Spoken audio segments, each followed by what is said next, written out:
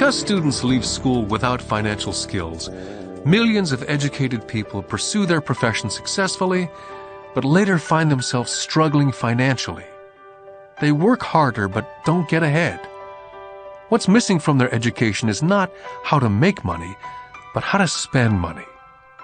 What to do after you make it. It's called financial aptitude. What to do with the money once you make it, how to keep people from taking it from you, how long you keep it, and how hard that money works for you. Most people cannot tell why they struggle financially because they don't understand cash flow. A person can be highly educated, professionally successful, and financially illiterate. These people often work harder than they need to because they learned how to work hard, but not how to have their money work for them. The moving picture show of hard-working people has a set pattern.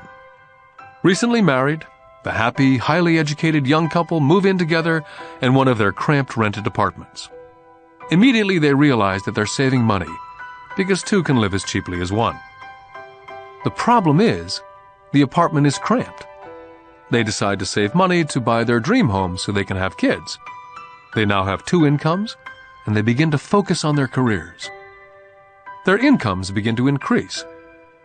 As their incomes go up, their expenses go up as well, so there is little or no money to flow into the asset box. This means the only income they get comes from their jobs. The number one expense for most people is taxes. Many people think it's income tax, but for most Americans, their highest tax is Social Security. As an employee, it appears as if the Social Security tax, combined with the Medicare tax rate, is roughly 7.5%. But it's really 15%, since the employer must match the Social Security amount. In essence, it is money the employer cannot pay you. On top of that, you still have to pay income tax on the amount deducted from your wages for Social Security tax. Income you never receive because it went directly to Social Security through withholding. Then their liabilities go up. This is best demonstrated by going back to the young couple. As a result of their incomes going up, they decide to go out and buy the house of their dreams.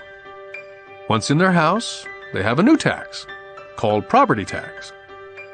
Then they buy a new car, new furniture, and new appliances to match their new house. All of a sudden, they wake up, and their liabilities column is full of mortgage debt and credit card debt. They're now trapped in the rat race. A child comes along. They work harder. The process repeats itself. More money and higher taxes, also called bracket creep. A credit card comes in the mail. They use it. It maxes out. A loan company calls and says their greatest asset, their home, has appreciated in value. The company offers a bill consolidation loan because their credit is so good and tells them the intelligent thing to do is clear off the high-interest consumer debt by paying off their credit card. And besides, interest on their home is a tax deduction. They go for it and pay off those high-interest credit cards. They breathe a sigh of relief. Their credit cards are paid off. They've now folded their consumer debt into their home mortgage. Their payments go down because they extend their debt over 30 years. It is the smart thing to do. Their neighbor calls to invite them to go shopping. The Memorial Day sale is on. A chance to save some money. They say to themselves, "I won't buy anything, I'll just go look." But just in case they find something, they tuck that clean credit card inside their wallet. I run into this young couple all the time. Their names change, but their financial dilemma is the same. They come to one of my talks to hear what I have to say. They ask me, "Can you tell us how to make more money?" Their spending habits have caused them to seek more income. They don't even know that the trouble is really how they choose to spend the money they do have. And that is the real cause of their financial struggle. It's caused by financial illiteracy and not understanding the difference between an asset and a liability. More money seldom solves someone's money problems. Intelligence solves problems. There's a saying a friend of mine says over and over to people in debt: if you find yourself in a hole, stop digging.